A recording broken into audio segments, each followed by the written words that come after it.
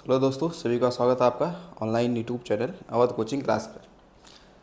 जैसा होता है कि ये जो एसएससी जीडी के जो पीवाईक्यू है यानी प्रीवियस ईयर क्वेश्चन है, उनकी श्रृंखला हम लोग कंटिन्यू चला रहे हैं। और आज जो हम लोग सॉल्व करने वाले हैं उसमें होगा एसएससी जीडी 2022 का होगा, जो पेपर आपका हुआ था 16 जनवरी 2023 को, और शिफ्ट कौन सा है, थर्ड है। तो इसे आपके 20 क्वेश्चन आपको मिलेंगे जो कि जीके और जीएस से संबंधित होंगे, और उसको हम लोग क्या करें, अच्छे विस्तार से भी पढ़ेंगे। तो डाटा को आप लिखिएगा और उसको अपना नोट डाउन करिएगा।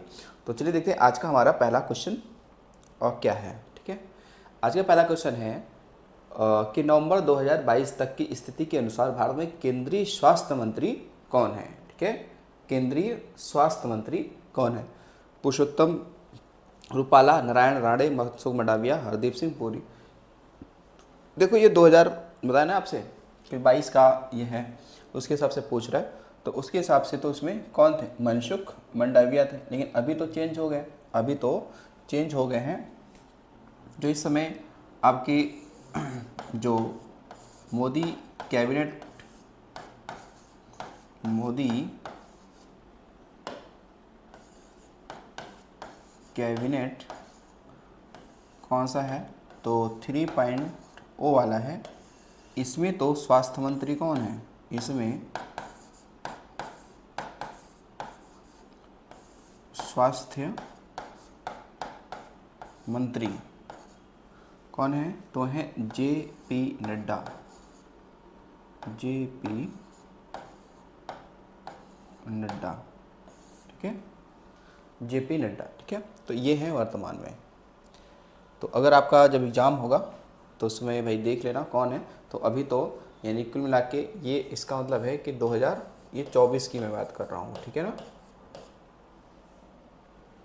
अरे देखिए, हम्पी उत्सव हर साल निम्नलिखित में से किस राज्य में मनाया जाता है? कर्नाटक, केरल, आंध्र प्रदेश, तमिलनाडु। तो मनाने की बात करेंगे तो ये कहाँ का है? तो ये हो जाएगा आपका कर्नाटक का। ठीक है, कहाँ का है? कर्नाटक है। आप जानते भी हैं हम्पी के बारे में। ठीक है, लेकिन थोड़ी सी हम लोग बात करेंगे हम्पी के संदर्भ में। देखते हैं जरा, देखिए जब देखो आपका क्या है, जो हम्पी, जो आपका उत्सव है ना, हम्पी जो उत्सव है, इसको हम लोग विजय या विजया उत्सव भी कहते हैं। ठीक है ना, क्या कहते हैं? विजया उत्सव भी इसे कहते हैं। ठीक है, इसे विजया उत्सव भी कहते हैं। और ये जो हम्पी उत्सव है ये कहाँ होगा? कर्नाटक में होगा। कहाँ है? कर्नाटक में। ठीक है, और ये जो हम्पी धरना, हम्पी क्या है? एक स्मारक भी है। ठीक है, हम्पी जो स्मारक है, तो हम्पी स्मारक या हम्पी का मंदिर जो है उसको कब 1986 में, कब 1986 में कहाँ शामिल किया गया? यूनेस्को की सूची में शामिल किया। यूनेस्को की सूची में क्या किया गया? शामिल किया गया इससे। ठीक है, और ये जो हम्पी जो है, ये आप देखेंगे तो ये जो विजयनगर साम्राज्य की राजधानी हुआ करती थी, विजयनगर साम्राज्य की क्या थी? राजधानी थी। ठीक है, जो किस नदी के किनारे? तुंगभद्रा। ठीक है, तुंगभद्रा जो है कृष्णा नदी की सहायक नदी है। तुंगभद्रा नदी तट पर। ठीक है, तो 1336 में हरिहर बुक्का, सुना होगा कौन? हरिहर बुक्का जो भाई थे, उन्होंने इसकी स्थापना किया था विजयनगर साम्राज्य की। तो ये हम्पी उत्सव को आपको ध्यान रखना है। लेकिन उसके अलावा देखिए और भी तो हमारे हैं ना। अब केरल में अगर आपसे पूछ ले उत्सव महोत्सव, तो यहाँ पे कौन कौन से होते हैं? यहाँ पे देखो, क्या ओणम पर्व होता है? यहाँ पे कहेंगे हाँ होता है। क्या यहाँ पे विशु पर्व होता है? हाँ होता है, विशु पर्व। क्या यहाँ पे थेयम होता है? क्या थेयम, थेयम पर्व? हाँ थेयम भी होता है यहाँ पे पर्व। क्या यहाँ पे त्रिशूर पुरम पर्व होता है? क्या त्रिशूर पुरम पर्व होता है? हाँ ये भी मनाया जाता है। क्या इसके अतिरिक्त यहाँ पर मकर विलक्कू होता है? क्या मकर विलक्कू यहाँ पे होता है? और यहाँ पे अट्टुकल पोंगल भी होता है। अट्टुकल, अट्टुकल पोंगल, ठीक है, अट्टुकल पोंगल भी होता है। कहाँ पे? केरल में होता है, ठीक है ना। कहाँ होता है? केरल में होता है। अब देखो आंध्र प्रदेश में यहाँ पे होता है डेक्कन महोत्सव। कौन सा होता है? डेक्कन महोत्सव होता है। इसके अलावा यहाँ पे आंध्र प्रदेश में आप देखेंगे तो उगादी पर्व भी होता है। कौन सा? उगादी पर्व भी मनाया जाता है। बाकी यहाँ का दशहरा भी फेमस है, ठीक है। क्या है? दशहरा भी फेमस है। तमिलनाडु में देखेंगे तो यहाँ पे क्या है? यहाँ पे केवल क्या है? पोंगल है। क्या है? पोंगल है। इसके अलावा यहाँ पे थाई पुषम पर्व है। यहाँ पे थाई पुषम पर्व है। बाकी यहाँ पे जो खेल आप जानते ही हो, जल्ली कट्टू, यहाँ पे खेल होता ही खेल है ये जल्लू कट्टू खेल यहाँ पे, ठीक है। तो ये सब आपको इतना डाटा ध्यान रखना है, ठीक है। आइए अगला देखते हैं। अगला है सम्राट अशोक के पुत्र थे, मतलब सम्राट अशोक डायडस के पुत्र थे। भाई किसके पुत्र थे? अजातशत्रु के, बिंदुसार के, चंद्रगुप्त मौर्य के। तो ये थे किसके? बिंदुसार के, ठीक है ना। क्योंकि देखो यहाँ से जब लेके चलेंगे ना तो जो चंद्रगुप्त मौर्य थे, ठीक है ना, तो ये क्या थे? मौर्य वंश के संस्थापक थे। क्या थे? मौर्य वंश के ये क्या थे? संस्थापक थे ये, ठीक है। अब इनके जो पुत्र थे उनका नाम था बिंदुसार। ध्यान देना, बिंदुसार, ठीक है ना, बिंदुसार। और बिंदुसार जो था वो आजीवक संप्रदाय को मानता था। किसको मानता था? आजीवक संप्रदाय को ये मानता था, ठीक है। और बिंदुसार के जो पुत्र की बात करते हैं तो ये कौन आ जाएंगे? अशोक। यानी अशोक क्रम में देखा जाए तो थर्ड शासक थे मौर्य वंश के, ठीक है ना। थर्ड शासक थे क्या? मौर्य वंश के थे। अब देखिएगा जो अशोक हैं, अशोक ने क्या किया था? कब कि 261 ईसा पूर्व में क्या किया था? कलिंग विजय किया था, ठीक है। कलिंग विजय किया था, ठीक है। कलिंग विजय कहाँ पड़ता है? कलिंग, तो कलिंग पड़ता है ओडिशा में। कहाँ पड़ता है? ओडिशा में पड़ता है। तो इन्होंने विजय किया था, ठीक है। तो अशोक को आपको ध्यान रखना है कि अशोक किस साम्राज्य के थे, मतलब किस वंश के थे? डायनेस्टी के, तो मौर्य वंश के, ठीक है। अब जो अजातशत्रु हैं ये तो थे क्या? हर्यक वंश के। किसके थे? हर्यक वंश के, या इसे पितृहंता वंश भी कहते हैं। क्या कहते हैं? पितृहंता वंश भी कहते हैं, ठीक है। बिंबिसार देखेंगे तो ये भी क्या थे? ये भी हर्यक वंश के ही थे, क्योंकि हर्यक वंश के सामने तो इन्होंने की थी हर्यक वंश, तो हर्यक वंश के थे। क्योंकि बिंबिसार जो है ये बिंबिसार, इनके पुत्र कौन? अजातशत्रु। अजातशत्रु के पुत्र कौन होंगे? उदयन होंगे। कौन होंगे? उदयन हो जाएंगे, ठीक है। चलिए आगे देखिए। अगला क्वेश्चन है कि राज्य विधानमंडल के ऊपरी सदन को डैश डैश के रूप में जाना जाता है। राज्यसभा, लोकसभा, विधानसभा, विधान परिषद। तो अब यहाँ कह रहा ऊपरी सदन, ठीक है ना। ये कह रहा ऊपरी सदन, यानी कुल मिला के कह रहा उच्च सदन की बात कर रहा है। तो उच्च सदन कौन होगा? वो होगा विधान परिषद, ठीक है ना, लेजिस्लेटिव काउंसिल। अब देखो विधान परिषद की अगर उल्लेख किया गया है वो किस आर्टिकल में किया गया है कि इसका सर्जन? तो अनुच्छेद 169 में, ठीक है, बताया गया है कि जो आपका विधान परिषद है, जो आपका विधान परिषद है, तो विधान परिषद के उन्मूलन और सर्जन की बात की गई है। उन्मूलन व सर्जन की बात की गई है, सृजन यानी निर्माण, ठीक है। तो देखो विधान परिषद को आप सीधे डायरेक्ट हटा ही सकते हो, उसका विघटन नहीं होगा, या तो होगा या तो नहीं होगा, ठीक है। तो विधान परिषद, और विधान परिषद देखेंगे तो भारत के क्या है? अभी तो केवल 6 राज्यों में ही है, 6 राज्यों में ये इसका अस्तित्व है। तो कहोगे 6 राज्यों में है, 6 राज्य वो कौन है फिर? तो देखो एक आपका है क्या, याद रखना आंध्र प्रदेश, और आंध्र प्रदेश से अभी कौन अलग हुआ है, तेलंगाना, तो तेलंगाना भी इसमें इंक्लूड है।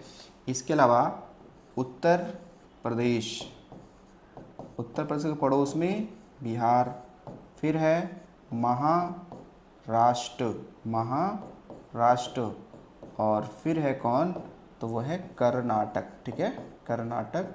यानी ये 6 राज्य हैं जहाँ पे विधानसभा है। तो यानी ये बाइकेमरल स्टेट कहलाएंगे, यानी जहाँ पे 2 सदन हैं वहाँ बाइकेमरल स्टेट कहलाएंगे या द्विसदनी विधानसभा कहलाएगी, ठीक है। अब जो विधानसभा है इसका उल्लेख किस आर्टिकल में है, इसका उल्लेख है आर्टिकल 170 में, ठीक है।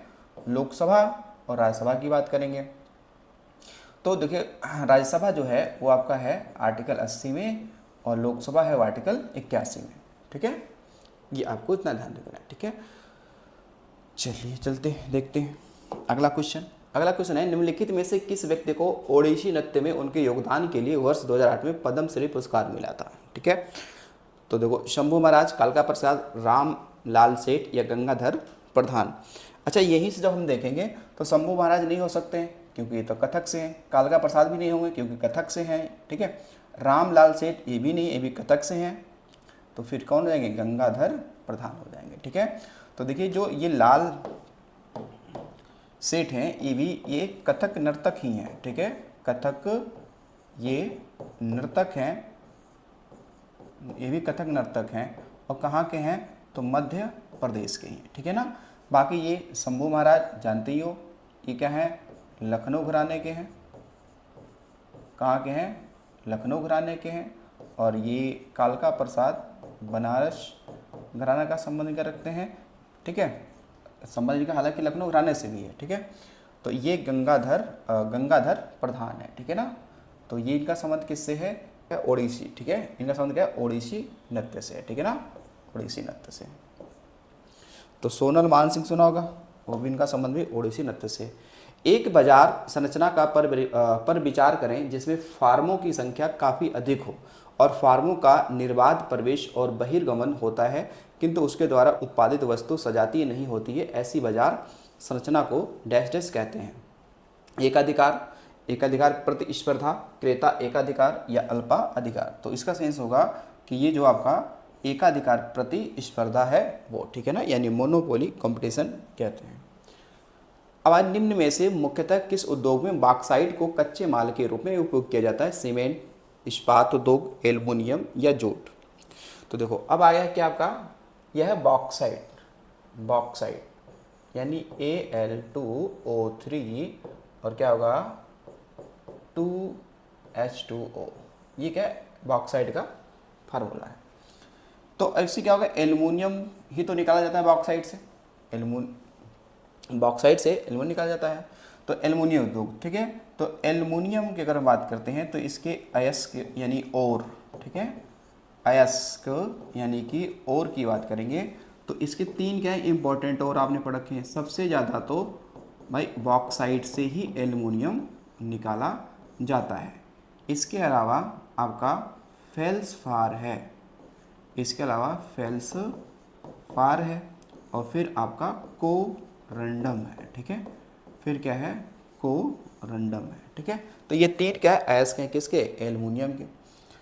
अब देखिए एल्युमिनियम जो आपका है ये लोहे से हल्का होता है और लोहे से दोगुना मजबूत होता है। ये सवाल अगर आ जाए तो आपको ध्यान रखना, एल्युमिनियम लोहे से हल्का होता है और लोहे से दोगुना क्या होता है, मजबूत होता है, ठीक है। और एल्युमिनियम कह सकते हैं कि विद्युत का जो थर्ड सबसे अच्छा क्या है, सुचालक है, ठीक है, क्योंकि चांदी, तांबा और फिर एल्युमिनियम, ठीक है, ये सुचालक हो जाते हैं, ठीक है। इस्पात क्या है, इस्पात देखो, इस्पात कार्बन व लोहा का मिश्रण ही तो है, यानी इस्पात कैसे बनेगा, तो इस्पात बनेगा कार्बन और लोहा में, दो इस्पात बन जाएगा, ठीक है। जूट उद्योग जानती हो कि क्या है, एक ये कह सकते हैं कि प्राकृतिक रेशा होता है। सबसे अधिक जूट का उत्पादन अगर देखा जाए हमारे भारत में तो पश्चिम बंगाल करता है, ठीक है, और सबसे ज़्यादा देशों में तो भारत ही करता है, फिर बांग्लादेश आएगा।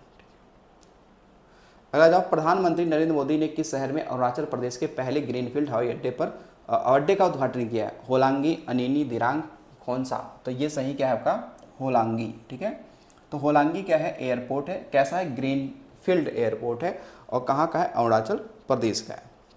अब देखिए, सवाल यहाँ से अरुणाचल प्रदेश से आपसे पूछा जा सकता है, इसलिए आपको इसको ध्यान रखना है। देखो, अरुणाचल प्रदेश की जब स्थापना हुई थी, ठीक है, यानी 1972 में, तब इसका नाम भाई दूसरा था। तब इसका नाम क्या था? तब इसका नाम था नॉर्थ ईस्ट फ्रंटियर, कह सकते हैं। इसका नाम क्या था?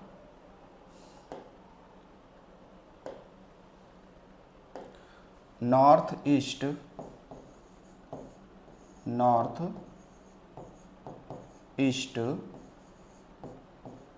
Frontier agency.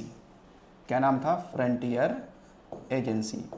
और जब ये स्थापित हुआ था तब ये यूटी था एक। तब क्या था? तब ये एक यूटी था। ठीक है, यानी इसे कहेंगे क्या? North east frontier agency. ये उस समय स्थापित हुआ तब नाम था।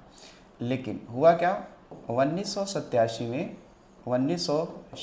में इसे क्या बनाया गया? इसे भारत का क्या बनाया गया? 24वां, ठीक है, 24वां ये राज्य बनाया गया, राज्य बना। ठीक है, 1987 में।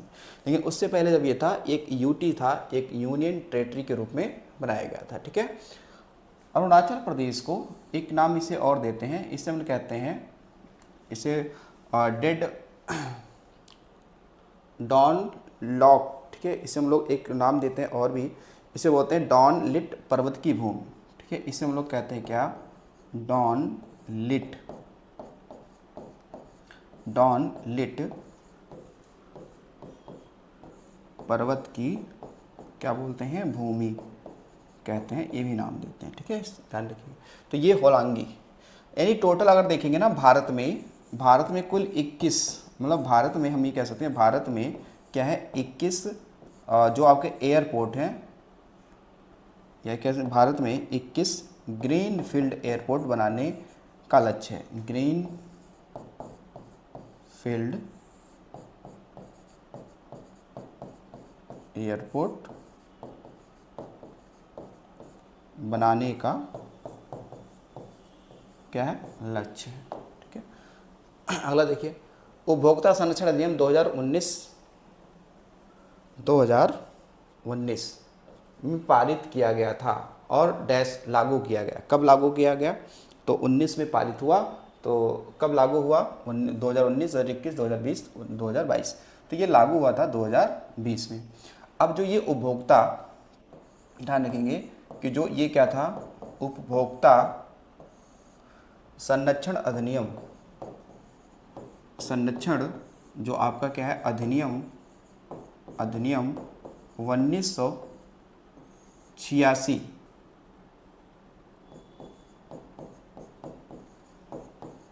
को निरसित करके, ठीक है, इसको निरसित करके, यानी हटा करके, या ये कह सकते हैं, इसमें कह सकते हैं 1986 को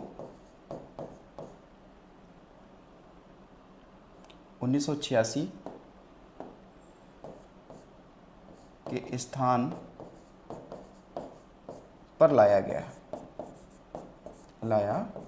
2019 वाला।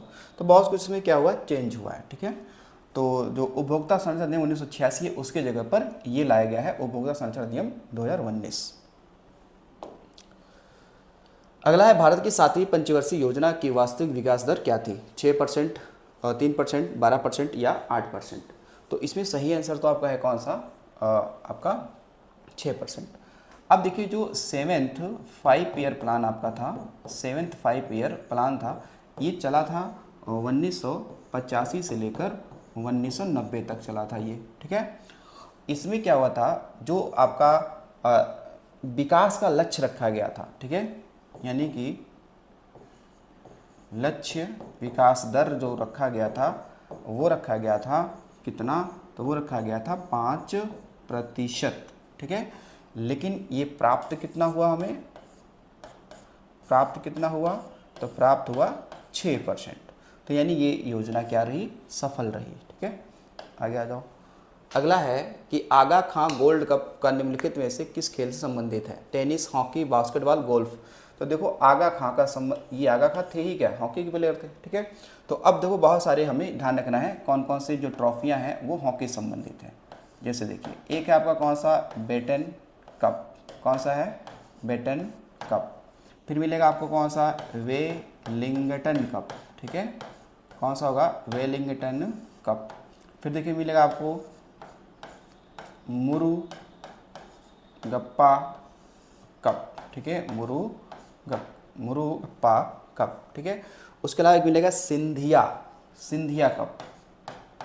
कौन सा होगा, सिंधिया कप। एक है गुरु नानक प्रतियोगिता। ठीक है, एक कौन सा है आपका, गुरु नानक क्या होगा, प्रतियोगिता। फिर आपका है लेडी रतन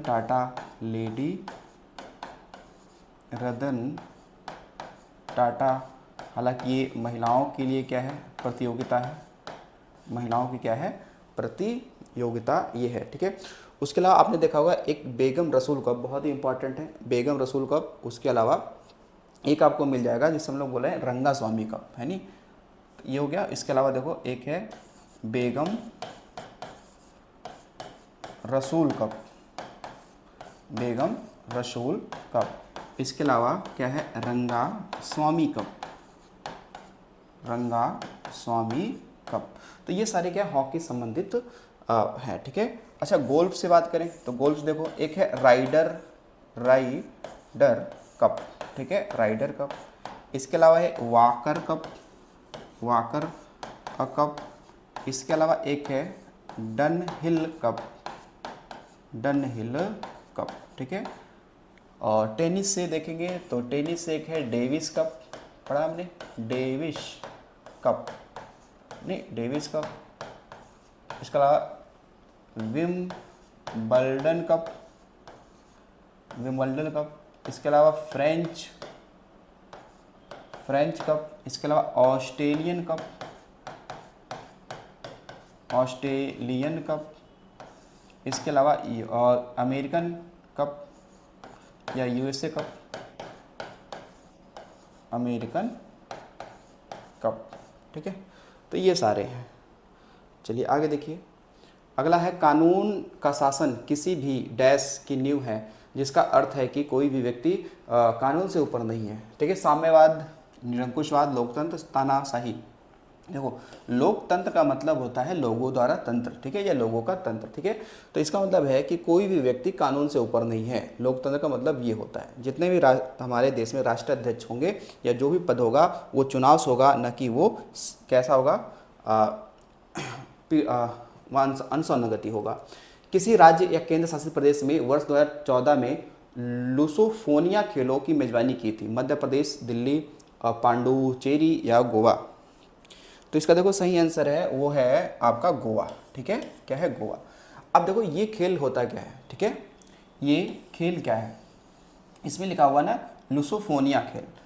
देखो लुसोफोनिया खेल क्या होता है कि इसमें वही देश या वही क्षेत्र या वही खिलाड़ी भाग लेते हैं जो क्या है आपके पुर्तगाली भाषी देश हैं या पुर्तगाली खिलाड़ी हैं, या कभी पुर्तगालों के अधीन कोई देश रहा है तो वो भी देश इसमें भाग ले सकता है, क्योंकि भारत पुर्तगालों के अधीन रहा है और क्योंकि उसके बहुत सारे बस्तियां भी रही हमारे यहाँ पे, तो भारत भी भाग इसमें लेता है। ठीक है, तो कह सकते हैं लुसोफोनिया खेल क्या है, तो ये क्या है, एक पुर्तगाली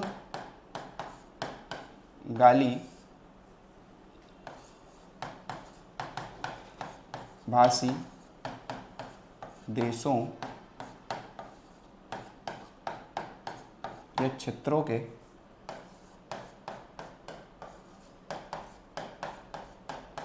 एथलीटों का प्रतियोगिता है, ये प्रतियोगिता है। तो इस खेल में क्या है, भारत भी क्या है, शामिल है, क्योंकि भारत का आपने देखा ही है कि जो गोवा है वो पुर्तगाल के क्या था, अधीन ही था, तो भारत तो उसमें भाग लेगा ही लेगा। ठीक है, तो भारत इसमें भाग लिया है। 2014 में हुआ था ये। अब देखिए डैश डैश में जेम्स मिल एक स्कॉटिश अर्थशास्त्र और राजनीति दार्शनिक ने एक विशाल 3 खंड का काम ए हिस्ट्री ऑफ ब्रिटिश इंडिया प्रकाशित किया। तो ये कह रहा है ये कब आया था, तो ये आया था कब, 1817 में ये पुस्तक आई थी। ठीक है, तो यानी कि जो जेम्स मिल हैं इन्होंने भारत को क्या किया था, 3 भागों में बांटा था। कितने भागों में, 3 भागों में बांटा था ये हिस्ट्री ऑफ ब्रिटिश इंडिया, उसमें 3 भागों में इनको 3 खंडों में बांट दिया था। ठीक है, तो ये 1817 में आया था, इनकी पुस्तक प्रकाशित हुई थी। अगला है सरोदी शौकिया एक भारतीय शास्त्रीय नृत्यांगना है जिन्हें डैश नृत्य शैली के लिए जाना जाता है। तो अब देखो सैकिया शब्द ये संबंधित किससे है, तो ये है सत्रिया से, सत्रिया यानी कि असम, शंकरदेव।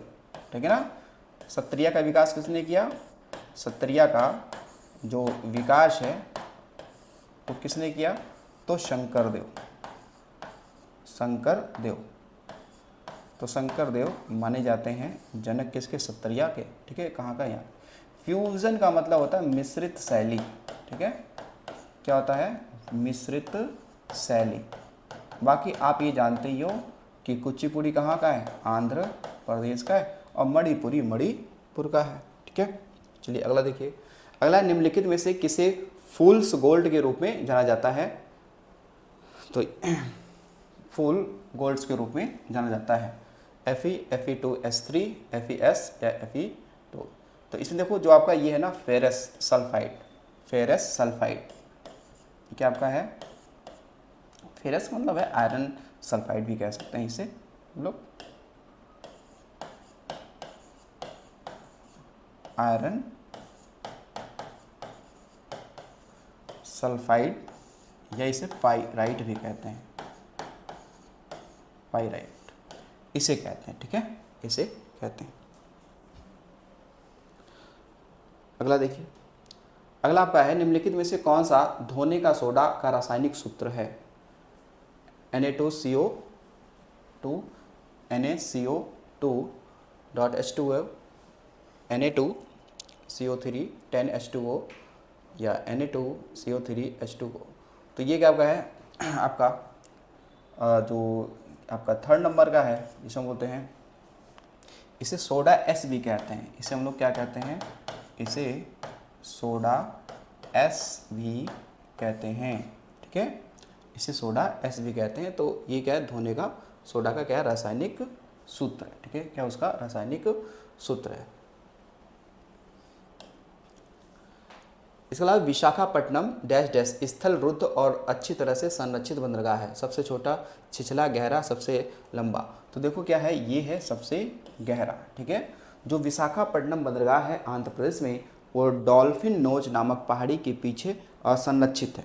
क्या है, और सबसे गहरा भी है। ठीक है, तो ये ध्यान रखना कि विशाखापट्टनम जो बंदरगाह है, बंदरगाह ये आंध्र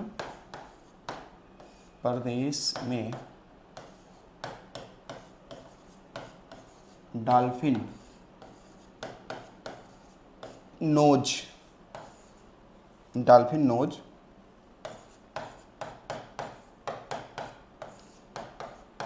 पहाड़ी के पीछे स्थित है।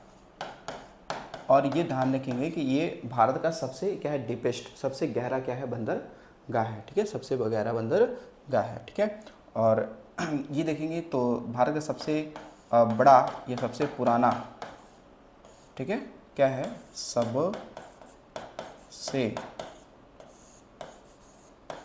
पुराना कृत्रिम बंदरगाह कौन है, तो वो है चेन्नई बंदरगाह।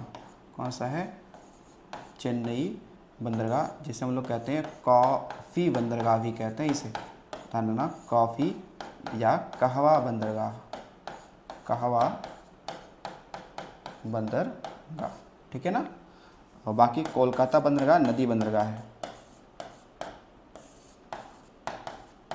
इसका नया नाम हो चुका है ना, डॉक्टर श्यामा प्रसाद मुखर्जी बंदरगाह नाम हो गया। तो ये क्या है आपका नदीय बंदरगाह है। कैसा है? नदीय बंदरगाह है। कहाँ पे है? वेस्ट बंगाल यानी कि पश्चिम बंगाल। इसे कहते हैं पूर्व का प्रवेश द्वार कहते हैं, पूर्व का प्रवेश द्वार कहते हैं। ठीक है, आगे देखिए। अगला है कि वे श्रमिक जो अपनी आजीविका कमाने के लिए एक उद्यान के मालिक हैं और उसका संचालन करते हैं, उन्हें डैश के रूप में जाना जाता है।